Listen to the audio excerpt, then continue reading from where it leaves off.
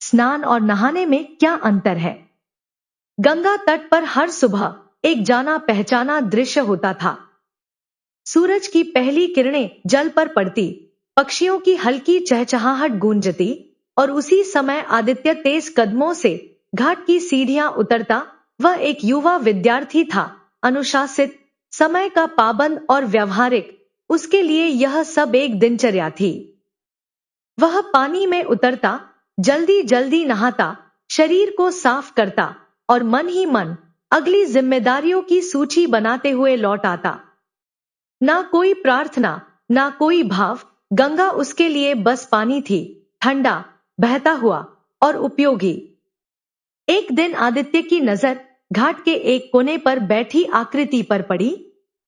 एक वृद्ध मुनि, शांत मुद्रा में, आंखें बंद किए ध्यान में लीन थे। उनके हाथों में कमंडल था और होठों से निकलते शब्द ऐसे लग रहे थे मानो मंत्र बनकर हवा में घुल रहे हों। आदित्य कुछ पल ठिठका, फिर उत्सुकता से पास जाकर बोला, गुरुदेव, आप रोज यहाँ क्यों आते हैं? मुनि ने आंखें खोली, चेहरे पर गहरी शांति थी। हल्की मुस्कान के साथ बोले, पुत्र, मैं स्नान करने आता हूँ। आदित्य हंस पड़ा, मैं भी तो रोज यही करता हूँ गुरुदेव। मुनि ने उसे ध्यान से देखा और शांत स्वर में कहा, नहीं पुत्र, तुम नहाते हो, मैं स्नान करता हूँ। आदित्य चौंका, गुरुदेव, नहाना और स्नान तो एक ही बात है। मुनि का स्वर अब गंभीर हो गया, यही भ्रम अधिकांश लोगों को होता है पुत्र। नहाना केवल शरीर की सफाई है, पर स्नान वह प्रक्रिया है जिसमें शरीर, मन और आत्मा तीनों शुद्ध होते हैं। यह कहते हुए मुनि ने अपने हाथ गंगा जल में डाले। उन्होंने नेत्र बंद किए और धीमे धीमे मंत्रोच्चार करने लगे। ऐसा प्रतीत हुआ मानो हर शब्द जल में उतरकर उसकी लहरों में समा रहा हो। लहरें उनके चरणों से टकराईं, जैसे जल स्वयं प्रणाम कर रहा हो। मुनि बोले, जब कोई नहाता है तो भीतर कहता है, मैं खुद को साफ कर रहा हूं। यह अहंकार की भाषा है।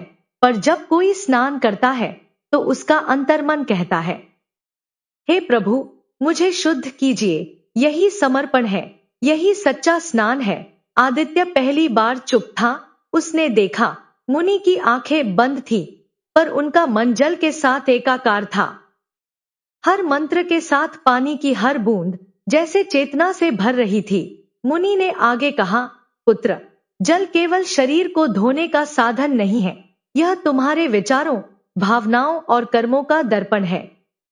यदि मन अशांत हो तो जल भी तुम्हें शांति नहीं दे सकता, और यदि मन पवित्र हो तो एक बूंद जल भी जीवन बदल सकता है।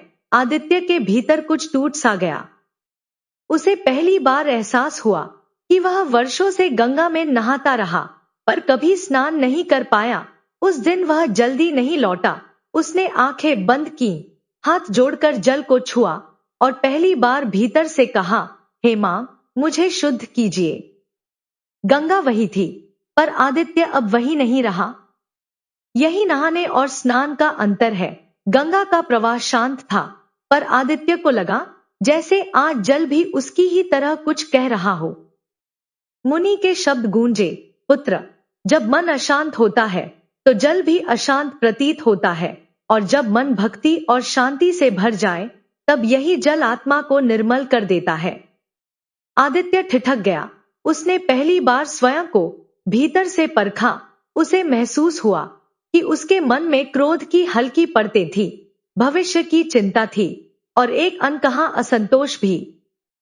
उसने आंखें बंद की और कल्पना की कि ये सारे भाव गंगा के प्रवाह में धीरे धीरे बह रहे हैं। कुछ ही क्षणों में उसके भीतर एक अनजानी हल्कापन और शांति उतरने लगी। मुनि ने मन स्वर में कहा, पुत्र, यही पहला अनुभव है। जब तू स्नान करता है तो केवल जल में नहीं उतरता, बल्कि अपने अहंकार और मोह की गहराइयों में भी उतरता है। आदित्य ने दोनों हाथ जोड़ लिए। मन ही मन वह बोला, हे गंगा माता, मेरी अशुद्धियों को बहा दो, मुझे निर्मल और शांत कर दो। जैसे ही यह संकल्प उसके भीतर दृढ़ हुआ, गंगा का जल मानो जीवंत हो उठा। हर बूंद उसकी बेचैनी को अपने साथ बहा ले जा रही थी। और बदले में शांति छोड़ती जा रही थी। मुनि मुस्कुराए और बोले, पुत्र, यही अंतर है। नहाना केवल एक क्रिया है और स्नान एक आध्यात्मिक अनुभव। जब मन और आत्मा शुद्ध होते हैं तभी जीवन में सच्ची शांति और हल्कापन आता है। आदित्य घाट पर खड़ा सोचने लगा। आज उसे समझ आ गया था कि स्नान केवल शरीर की सफाई नहीं है, जल में भी चेतना है। मुनि उसके पास आए और बोले, पुत्र, अब तू आगे बढ़ेगा। समझ ले कि जल केवल पानी नहीं है, यह जीवित चेतना है, तुम्हारी भावनाओं का दर्पण है। जैसे ही तू अपने मन और हृदय के भाव जल को देता है, वह उन्हें ग्रहण करता है और उसी रूप में प्रत्युत्तर देता है। आदित्य ने विस्मय से पूछा, गुरुदेव, क्या जल सचमुच हमारे भावों को महसूस कर सकता है? मुनि ने शांत मुस्कान के साथ कहा, हाँ पुत्र, जब तू प्रेम और श्रद्धा से जल को छूता है तो वह तुझे शांति और हल्कापन लौटाता है, और जब क्रोध या द्वेष के साथ उतरता है तो जल भी अशांति का प्रतिबिंब बन जाता है। उन्होंने आदित्य से कहा कि वह जल को अनुभव करे। आदित्य ने पहले मन में हल्की नाराजगी और असंतोष रखते हुए पानी में पैर डाले। जल की लहरें अस्थिर थीं, जैसे कहीं खिंचाव और ठहराव हो। मुनि ने धीरे से कहा, अब प्रेम और श्रद्धा से महसूस कर, अपने भीतर शांति जगा और उसे जल को समर्पित कर। आदित्य ने आंखें बंद की। हे गंगा माता, मेरी अशांति को अपने प्रवाह में बहा दो, मेरा मन और हृदय शुद्ध कर दो। क्षण भर में सब बदल गया। जल की हर बूंद में शांति उतर आई। आदित्य ने अनुभव किया कि अब वह केवल पानी में नहीं, बल्कि अपने मन और आत्मा में उतर रहा है। जल उसकी भावनाओं का सजीव प्रतिबिंब बन चुका था। मुनि बोले, पुत्र, यही कारण है कि संत और ज्ञानी जल में मंत्र फूंकते हैं। वे जानते हैं कि जल केवल शरीर को नहीं, मन और भावनाओं को भी शुद्ध करता है। यही उसका आध्यात्मिक स्वरूप है। आदित्य ने देखा कि छोटी छोटी लहरें उसके पैरों को छूते हुए मन को शांत और हृदय को हल्का कर रही थी। अब वह समझ चुका था, सच्चा स्नान शारीरिक से कहीं आगे है, वह मानसिक और आध्यात्मिक भी है। मुनि ने आगे कहा, एक बात और सीख ले पुत्र, जल के साथ अपने विचारों और भावों को जोड़। हर डुबकी केवल शरीर की सफाई नहीं, मन और आत्मा का शुद्धिकरण भी है। जब तू अपनी अशांति को बहा देगा, तब जल स्वयं तुझे शांति लौटाएगा। आदित्य गहरे अनुभव में डूब चुका था। हर स्पर्श उसके भीतर खामोशी और निर्मलता खोल रहा था। उसने मन ही मन कहा, अब मैं समझ गया, जल केवल ठंडक या शुद्धता का साधन नहीं, यह मेरे हृदय और आत्मा का दर्पण है। मुनि ने उसकी ओर देखा और बोले, पुत्र, अब स्नान का अगला रहस्य सुन। समय का महत्व। शरीर और मन को शुद्ध करने का सर्वोत्तम समय है ब्रह्मा मुहूर्त। आदित्य ने जिज्ञासा से पूछा, गुरुदेव, इस समय स्नान को इतना विशेष क्यों माना गया है?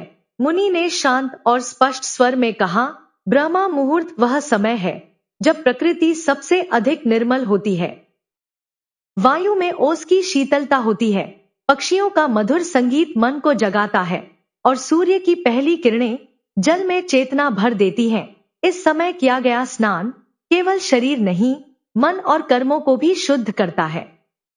उन्होंने शास्त्रवचन सुनाया, ब्रह्मा मुहूर्त स्नानम शतपुण्य फलप्रदम, अर्थात ब्रह्मा मुहूर्त में किया गया स्नान 100 यज्ञों के फल के समान पुण्य देता है। आदित्य नतमस्तक हो गया। आज उसने नहाना नहीं, पहली बार सच्चा स्नान किया था।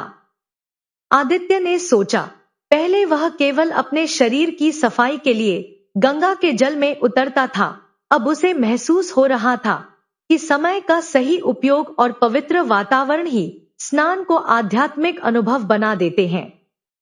उसने गहरी सांस ली, मन को शांत किया और ब्रह्मा मुहूर्त के समय कदम गंगा में रखा। जैसे ही उसने पानी में हाथ डाले, सूर्य की पहली किरणें और ठंडी हवा उसके हृदय को छू रही थी। हर अंग में हल्कापन और आंतरिक ऊर्जा का संचार हो रहा था। मुनि ने धीरे कहा, देखा पुत्र, ब्रह्मा मुहूर्त में जल में डूबने से शुद्धि केवल बाहरी नहीं रहती, यह अंदर तक अनुभव होती है। मन की अशांति चिंता और भय धीरे धीरे समाप्त हो जाते हैं। यही अनुभव ब्रह्मा मुहूर्त का वरदान है। आदित्य ने महसूस किया कि प्रत्येक डुबकी उसके भीतर से अहंकार और मोह को बहा रही थी। उसने अपने मन में कहा, हे गंगा माता, हे प्रभु, मैं अपने भीतर की अशुद्धियों को छोड़ता हूँ। मुझे शुद्ध, शांत और निर्मल बनाइए। मुनि मुस्कुराए और बोले, ब्रह्मा मुहूर्त का स्नान केवल शरीर की सफाई नहीं, यह मन और कर्म की निर्मलता का समय है। इसे अनुभव करने वाला व्यक्ति जीवन भर संतुलन और शांति महसूस करता है। आदित्य ने आंखें बंद कर ली और देखा, सूरज की किरणें जल और हवा के साथ उसके भीतर समाहित हो रही थी। अब वह समझ गया कि सच्चा स्नान केवल शरीर की सफाई नहीं, बल्कि समय, भावना और जल के सामंजस्य से संभव है। गंगा की लहरों पर सूर्य की किरणें सोने की रेखाओं की तरह चमक रही थी। काशी के घाट पर हर ओर भक्तों की हलचल थी, पर आदित्य का मन अब गहरी ध्यान स्थिति में था। मुनि पास आए और बोले, पुत्र, अब तू समझ गया कि स्नान केवल शरीर और मन की शुद्धि नहीं है, यह दृष्टि और कर्म की भी शुद्धि है। जब तू दूसरों को दोषपूर्ण दृष्टि से देखेगा, तब स्नान अधूरा रहेगा। आदित्य ने पूछा, गुरुदेव, इसका क्या अर्थ है? मुनि ने धीरे समझाया, स्नान केवल जल और शरीर का नहीं है, यह हृदय और दृष्टि का भी है। जब तू अपने मन और दृष्टि में दूसरों के प्रति करुणा, प्रेम और सहानुभूति रखेगा, तभी स्नान पूर्ण होगा। आदित्य ने ध्यान किया कि पहले वह केवल अपने लिए स्नान करता था, अब उसे समझ आया कि सच्चा स्नान अपने भीतर और अपने आसपास के संसार में पवित्रता फैलाने का अभ्यास है। मुनि ने गंगा में फूल डाले और आदित्य से कहा, अब तू भी कर, जल का धन्यवाद दे, इसे सम्मान दे और कहे, हे गंगा माता, आपने मेरे भीतर की अशुद्धियों को बहाया, मुझे शुद्ध किया। आदित्य ने फूल जल में डाले और मन ही मन कहा, धन्यवाद गंगा माता, आप मेरी अशुद्धियों को बहा रही हैं, अब मेरा मन और हृदय शुद्ध है। मुनि ने आगे समझाया, जब तू दूसरों के प्रति अपने मन और दृष्टि में पवित्रता लाता है, तब तू केवल जल में ही नहीं, बल्कि जीवन के हर कर्म में स्नान कर रहा होता है। यही कृतज्ञता और दृष्टि की शुद्धि है। आदित्य ने महसूस किया कि मन की शुद्धि और दृष्टि की निर्मलता ने उसे अंदर से हल्का कर दिया है। हर लहर और हर बूंद अब केवल शरीर को नहीं, बल्कि मन और कर्मों को भी शुद्ध कर रही थी। मुनि ने धीरे कहा, याद रख पुत्र, सच्चा स्नान वही है जो आत्मा को उज्जवल करे, मन को शांत करे और दृष्टि में करुणा, प्रेम और श्रद्धा भर दे। काशी के घाट पर सूरज अब ऊंचा था, गंगा की लहरें शांत और निर्मल थी, पर आदित्य का मन हल्का और तनाव मुक्त, भीतर के अहंकार से मुक्त था।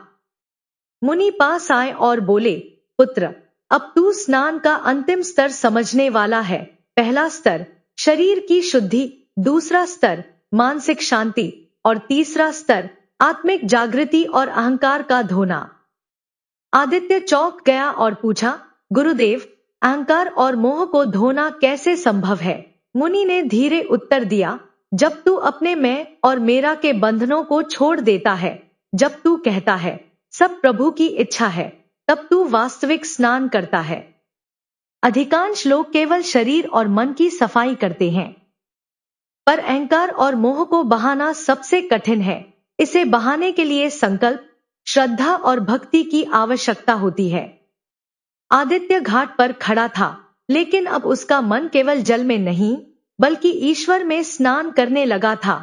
मुनि पास आए और बोले, पुत्र, अब तू समझ गया कि शरीर, मन और अहंकार की शुद्धि कैसे होती है, पर असली स्नान भक्ति और समर्पण के माध्यम से आता है। जब हृदय विनम्र होकर प्रभु के चरणों में डूब जाता है, तभी वास्तविक आत्मिक हल्कापन और शांति मिलती है।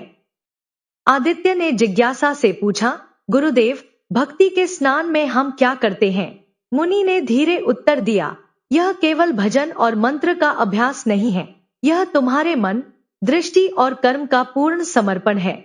जब तू कहता है, हे प्रभु, मेरे कर्मों और विचारों की अशुद्धियों को धो दो, तब आंसू, धूप, जल और मंत्र सब मिलकर आत्मा का स्नान बन जाते हैं। आदित्य ने गहरी सांस ली, मन ही मन बोला, हे प्रभु, मेरे भीतर की सभी अशुद्धियां, अहंकार और मोह को बहा दो। मेरा हृदय केवल तुम्हारे प्रेम और कृपा से भर दो। जैसे ही उसने यह संकल्प किया, गंगा की लहरें मानो उसके सभी बंधनों और विचारों को बहाकर हल्का कर रही थी। उसका मन पहले से अधिक शांत, निर्मल और ईश्वर के प्रेम में डूबा हुआ था। मुनि ने धीरे समझाया, देखा पुत्र, भक्ति का स्नान केवल जल में नहीं होता, यह हृदय और आत्मा का अनुभव है। जब तू ईश्वर के चरणों में अपनी पूर्ण निष्ठा समर्पित करता है, तब आंसू और भाव भी स्नान बन जाते हैं। यही भक्ति का स्नान है। यह केवल एक क्रिया नहीं, बल्कि मन, दृष्टि और आत्मा का अनुभव है। जब तू इसे समझ लेता है, तब स्नान केवल दिनचर्या नहीं, बल्कि जीवन का आधार बन जाता है। आदित्य ने अपने हृदय में दृढ़ निश्चय किया, अब मैं हर नहाना केवल शरीर की सफाई के लिए नहीं करता, मेरा हर विचार, हर कर्म, हर दृष्टि, सब स्नान की तरह शुद्ध, हल्का और निर्मल है। जीवन का प्रत्येक क्षण मेरे लिए सतत स्नान बन गया है। गंगा किनारे से उठते हुए उसने देखा, सूरज की रोशनी, जल की लहरें, मुनि का शांत चेहरा, सब मिलकर उसे यह अनुभव करा रहे थे कि सच्चा स्नान बाहरी क्रियाओं में नहीं, बल्कि भीतर की शुद्धता और भक्ति में होता है। दोस्तों, कथा कैसी लगी? कमेंट करके जरूर बताएं। वीडियो को लाइक और शेयर करें, हमारे चैनल को सब्सक्राइब करें और इस पवित्र ज्ञान का हिस्सा बने। धन्यवाद। हर हर गंगे।